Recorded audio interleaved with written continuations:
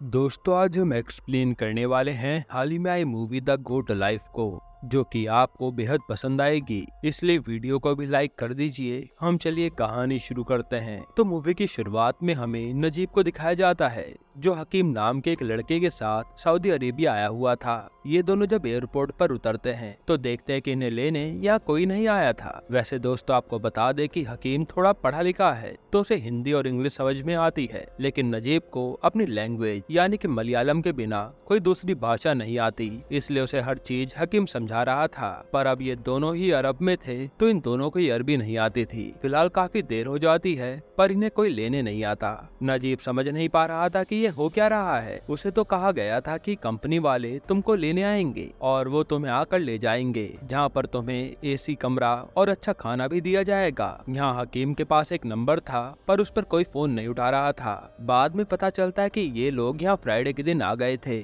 और ये दिन यहाँ छुट्टी का दिन होता है, यानी कि इनकी कंपनी बंद होगी, इसलिए कोई भी फोन नहीं उठा रहा। नजीब और हकीम दोनों को ही समझ नहीं आ रहा था कि अब वो आगे करेंगे क्या। तभी वहाँ एक शेख आता है, जो उनसे अपनी भाषा में कुछ पूछने लगता है। अब इन्हें उनकी भाषा नहीं समझ आ रही थी, तो वो समझ नहीं पाते कि वो शेख कहना क्या चाहता है। दोनों से अपना पासपोर्ट दिखाते हैं, जिन्हें देखने के बाद वो कुछ बोलते हुए इशारे से उन्हें अपने साथ चलने को कहता है।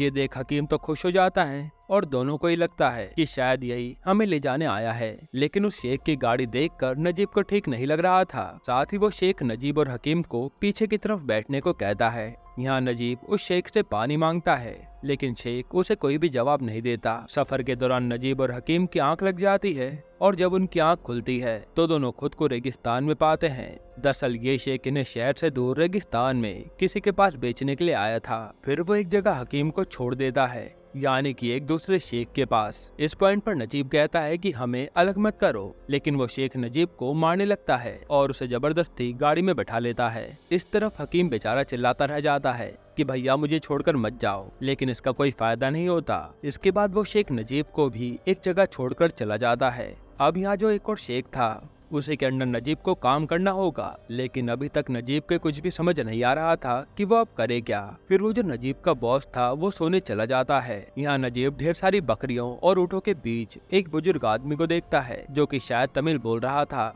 ये भाषा भी नजीब को नहीं आती थी, लेकिन इस बूढ़े आदमी को देखकर लग रहा होता है कि ये भी वही भेड़ बकरियों का ख्याल रखने का काम करता है। इशारे से नजीब इस बूढ़े आदमी से पानी मांगता है, तो वो बुजुर्ग आदमी एक पानी की टंकी की तरफ इशारा करता है, जहाँ से नजीब पेट भरकर पानी पीता है। अब उसे सोना था, लेकिन वो कहाँ सोए उसे ये समझ नहीं आ रहा था। ना तो यहाँ कोई बिस्तर था और ना ही कोई छत। इस खुले रेगिस्तान में वो कहाँ सोता। इस दौरान नजीब देखता है कि उसका बॉस टेंट में सो रहा है, तो वो भी एक कोने में अपना बिस्तरा बिछाकर सो जाता है। नजीब अपनी जिंदगी को काफी मिस कर रहा था। असल में नजीब हमेशा से गल्फ कंट्री जाना चाहता था। उसने देखा था कि जो लोग यहाँ कुछ भी नहीं कमाते थे, वो भी गल्फ से महंगी महंगी चीजें लेकर अपने घर आते हैं। तो उसका भी सपना था कि वो गल्फ कंट्री जाकर अपने परिवार की जरूरतों को पूरा करेगा। नजीब के एक दोस्त का जीजा लोगों को सऊदी भेजने का काम करता था, तो उनसे नजीब मिलकर वहाँ सऊदी में जाने और नौकरी की बात कर लेता है। इसके लिए दोस्त के जीजा को नजीब ने 40,000 रुपए दिए थे। उसका सोचना था कि वहाँ पहुंचकर वो इन सब पैसों की भरपाई कर लेगा।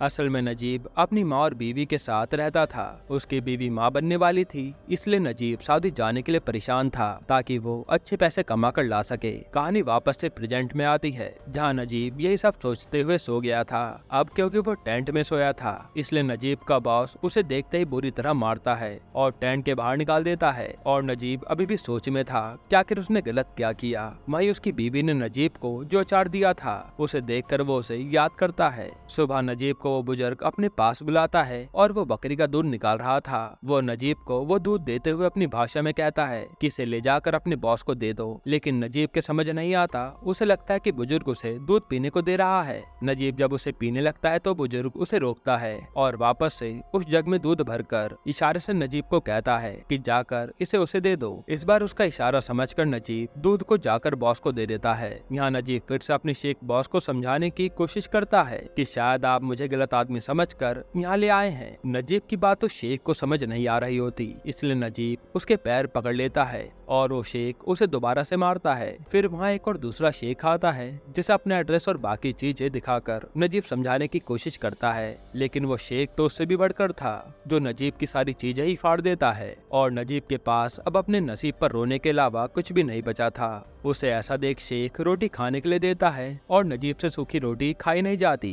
क्योंकि वो बहुत ही मोटी और सख्त थी। तब शेख उसे सब्जी या कुछ और नहीं देता बल्कि पानी देता है और इशारे के जरिए बताता है कि इस पानी में डुबो कर रोटी खा लो। अब भूख होती ही ऐसी चीज है कि नजीब को ना चाहते हुए भी ये खाना पड़ता है और ये सीन देखने में काफी इमोशनल था। फिर रात में नजीब अपनी बीवी का दिया हुआ अचार खाते हुए उसे याद करता है और यहाँ पर हमें वो सीन दिखाया जाता है जब नजीब की पत्नी उसे छोड़ने स्टेशन आई थी। यहीं से नजीब के साथ उसकी एक पड़ोसी ने हकीम को भी भेजा था ताकि नजीब उसका भी ख्याल रखे और ये दोनों मिलकर पैसा कमाए। यही आखिरी बार था जब नजीब ने अपनी पत्नी को देखा था। अब तो वो उसे बता भी नहीं सकता वो किस हाल में है। नजीब के मन में यहाँ से भाग जाने का भी विचार आता है जब एक आदमी यहाँ पानी लेकर आता है तो उसे नजीब कहता है कि भाई मुझे अपने साथ ले चलो और नजीब को उससे बात करते हुए देख शेख समझ जाता है कि नजीब उससे क्या कह रहा होगा, इसलिए यहाँ भी शेख नजीब को मारने लगता है। जब नजीब उसे रोकता है तो शेख गुस्से में बंदूक निकाल लेता है और उसी बंदूक से नजीब को बुरी तरह पीटता है। यहाँ भी नजीब अपनी पत्नी को याद करता है कि कैसे उसकी शादी हुई थी। गरीबी तो थी पर सुकून भी था। उसी सुकून को यहाँ नजीब मिस कर रहा था। वो कहते हैं ना दोस्तों, कभी कभी हमारे पास जो चीज होती है हम उसकी कदर ही नहीं करते और निकल जाते हैं और बेहतर की तलाश में। जो नजीब अपने घर में जब चाहे नदी में नहा लेता था वो आज पता नहीं कितने दिनों से नहीं नहाया था। यहाँ नहाना तो छोड़ो, धोने के लिए भी पानी नहीं था। 2 नंबर करने के बाद नजीब को रेत के जरिए सोच करना पड़ता था। अब एक सुबह जब नजीब उठता है तो शेख उसे बकरियों का दूध निकालने के लिए इशारे से बोलता है। नजीब देखता है कि वो बुजुर्ग आदमी नहीं दिखाई दे रहा। वो कहता भी है कि ये तो उसका काम है, लेकिन उस बुजुर्ग आदमी के ना होने के कारण अब नजीब को ना चाहते हुए भी इस काम को करना पड़ता है। पहले तो उसे बकरी लात मार देती है, लेकिन फिर किसी तरह नजीब सीख ही जाता है और उसका दूध निकालने लगता है। यहाँ इस समय तक वो समझ चुका था कि उसे अब यही काम करना होगा जिसके बदले उसे 2 वक्त की रोटी के अलावा और कुछ नहीं मिलेगा। इस काम को नजीब ने पहले कभी नहीं किया था, इसलिए उसे काफी दिक्कतें आती हैं। कई बार तो उसे कई भेड़ बकरियां मार भी देती थी, जिससे नजीब को काफी चोटें भी आती हैं। लेकिन अब वो भी इन बकरियों के झुंड का हिस्सा बन गया था। नजीब को अब यहाँ काफी महीने बीत चुके थे। उसने काफी दिन बाद अपना चेहरा देखा था। नजीब जैसे पहले दिखता था उससे बिल्कुल अलग ही दिख रहा था। साथ ही अब उसकी सेहत और शरीर भी पहले जैसा नहीं रहा। इस बारे में सोचकर वो काफी दुखी होता है। तभी अचानक से उसे पहाड़ी के पीछे से आवाज आती है। वो जाकर देखता है तो वहाँ का नजारा देखकर दंग रह जाता है। दरअसल जो बुजुर्ग आदमी यहाँ बकरियों का ख्याल रखता था ये उसी की लाश थी जिसे गिद्ध नोच नोच कर खा रहे थे। यानी कि वो यहाँ काम करते हुए मर गया और इन शेखों ने उसे ढंग से आखिरी विदाई देना भी ठीक नहीं समझा। उसकी बॉडी की इस हालत को देखकर नजीब गिद्धों को भगाने की कोशिश करता है, लेकिन वोल्टा नजीब पर हमला कर देते हैं और नजीब को इस दौरान काफी चोटें भी आती हैं। यहाँ नजीब को ही समझते देर नहीं लगती कि अब शायद उसका भी यही हाल होगा। उसकी पूरी जिंदगी इसी तरह बीत जाएगी और यहाँ से शायद वो कभी वापस न लौट पाए। यही सोचकर वो अगले दिन हिम्मत करके भागने की कोशिश करता है, लेकिन उसे भागते हुए एक शेख देख लेता है। वो शेख ऊंट पर बैठकर नजीब का पीछा कर रहा होता है और जब नजीब उसके आवाज देने पर भी नहीं रुकता तब शेख उसकी तरफ गोली चला देता है। हालांकि गोली नजीब को नहीं लगी थी, पर फिर भी वो गिर गया था। शेख गुस्से में आकर नजीब को खूब मारता है और यहाँ तक कि नजीब को ये सबक याद रहे और वो दोबारा भागने की कोशिश ना करे, इसलिए शेख मार मार कर उसकी एक टांग भी तोड़ देता है। फिर रात को नजीब काफी दर्द में होता है और अपनी माँ और पत्नी को याद करके काफी रोता है। अब मूवी में थोड़ा सा टाइम जंप आता है। शायद अब नजीब को यहाँ 1-2 साल बीत चुके थे। वो एक दिन बकरियों के झुंड को लेकर कहीं जा रहा होता है। तभी अचानक से बारिश शुरू हो जाती है। इस बारिश को देख नजीब जल्दी से एक पहाड़ी के नीचे चला आता है। इस दौरान वो यहाँ एक गुफा देखता है जिसको उस तरफ से आवाजें आ रही थी। उस गुफा में आवाज को सुनते हुए नजीब चला जाता है और जब वो इस छोटी सी गुफा के दूसरी ओर निकलता है तो वहाँ हकीम मौजूद था। नजीब उसे देख अपने गले से लगा लेता है और दोनों एक दूसरे को देखकर काफी रोते हैं। इन्होंने एक दूसरे को उनकी आवाज से पहचाना था क्योंकि शक्ल और शरीर तो काफी हद तक बदल चुका था। हकीम नजीब से रोते हुए कहता है कि भैया शुरुआत में इन लोगों ने मुझे बहुत मारा, आज भी माँ की याद आती है, न जाने वो कहाँ होंगी। क्या सोचा था हमने और ये क्या हो गया। मैं हाल ही में इस जगह आया हूँ, लेकिन अब आप मुझसे मिलने यहाँ मत आइएगा, क्योंकि अगर मेरे मालिक को पता चला तो वो मुझे बहुत मारेंगे। इतना कहकर हकीम रोते हुए चला जाता है और नजीब भी क्या कर सकता था, वो भी हकीम को जाता देख वापस लौट आता है। फिर कुछ दिन और बीतते हैं। नजीब एक दिन कैमल्स को लेकर कहीं जा रहा होता है। तभी कुछ दूर पर वो हकीम को देखता है, जो कि एक कागज छोड़कर चला जाता है।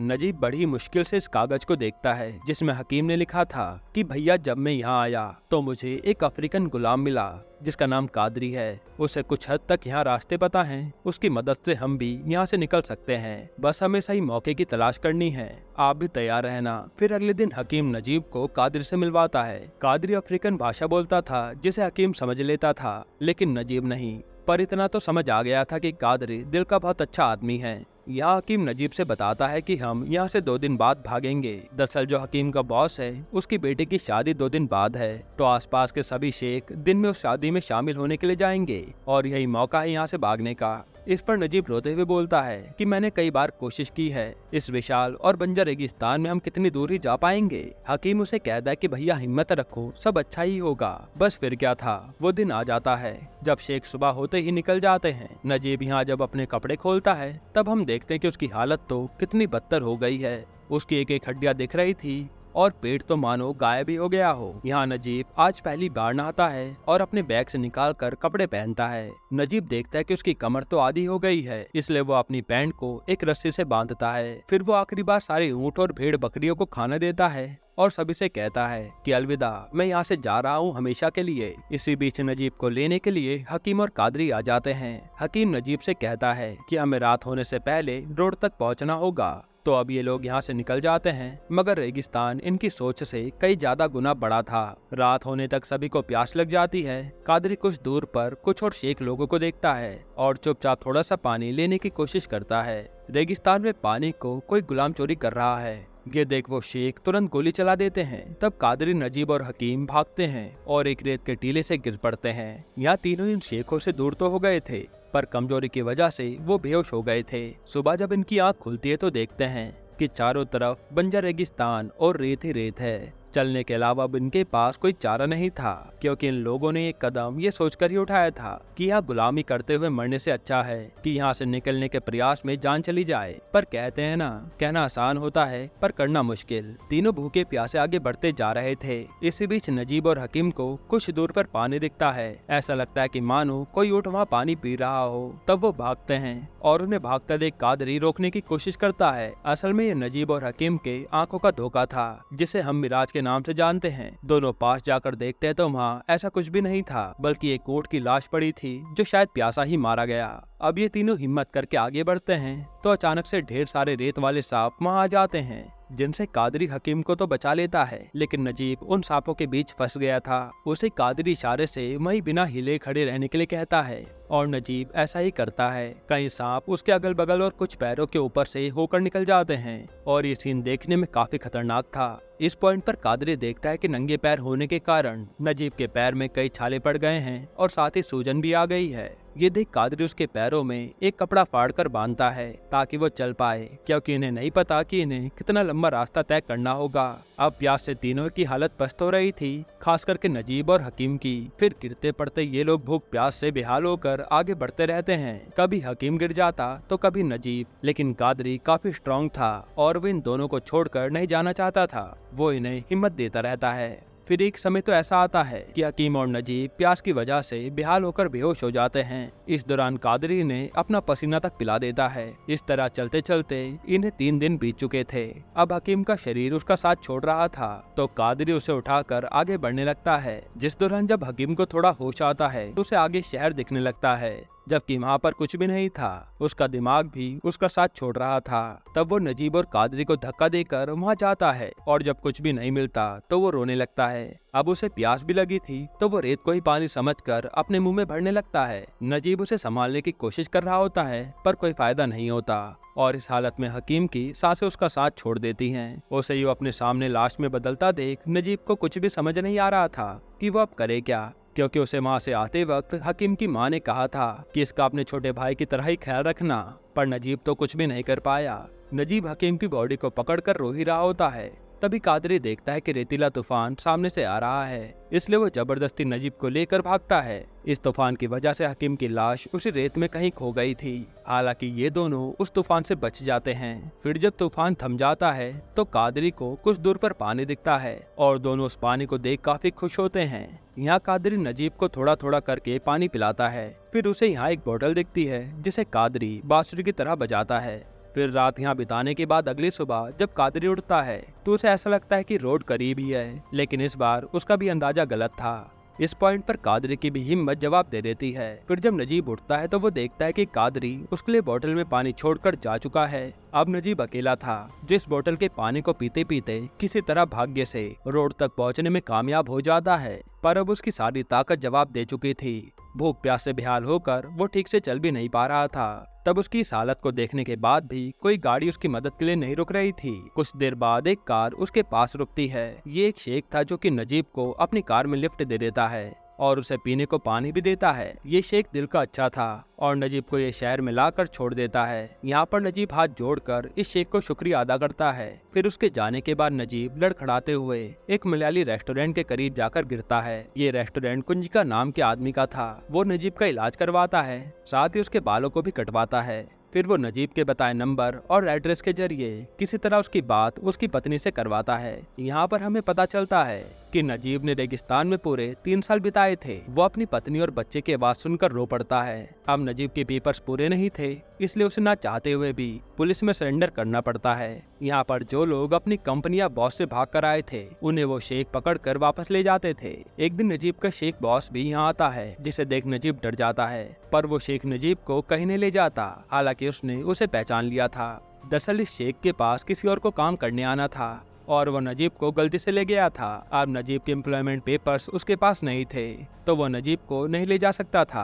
ये बात जानकर नजीब को थोड़ा अच्छा लगता है। फिर 3 महीने जेल में रहने के बाद आखिर में वो समय आ जाता है जब उसे वापस इंडिया डिपोर्ट कर दिया जाता है। जाते वक्त नजीब सोचता है कि लोग यहाँ से कई महंगी और बड़ी बड़ी चीजें अपने परिवार और दोस्तों के लिए लेकर जाते हैं, मगर नजीब के पास पत्नी और बच्चे को देने के लिए अपने वक्त के अलावा कुछ भी नहीं था। उसे समझ आ चुका था कि उसके पास जो है वो काफी है। कई लोगों को तो एक बूंद पानी के लिए भी तरसना पड़ता है। इसलिए दोस्तों हमें संतुष्ट रहना चाहिए। हाँ, अपने सपनों पर काम करो, लेकिन कामयाबी और ऐशो आराम के चक्कर में इतनी दूर भी ना निकल जाओ कि वापस लौट पाना नामुमकिन हो जाए। इसी बेहतरीन मैसेज के साथ ये सच्ची घटना पर आधारित मूवी खत्म होती है। दोस्तों, आपको ये मूवी कैसी लगी हमें कमेंट में जरूर बताइएगा और इसके अलावा आप कौन सी मूवी का एक्सप्लेनेशन देखना चाहते हैं वो भी कमेंट कीजिएगा। बाकी अगर आपको हाल ही में आई बैड न्यूज मूवी देखनी है तो आप ये वीडियो देख लीजिए।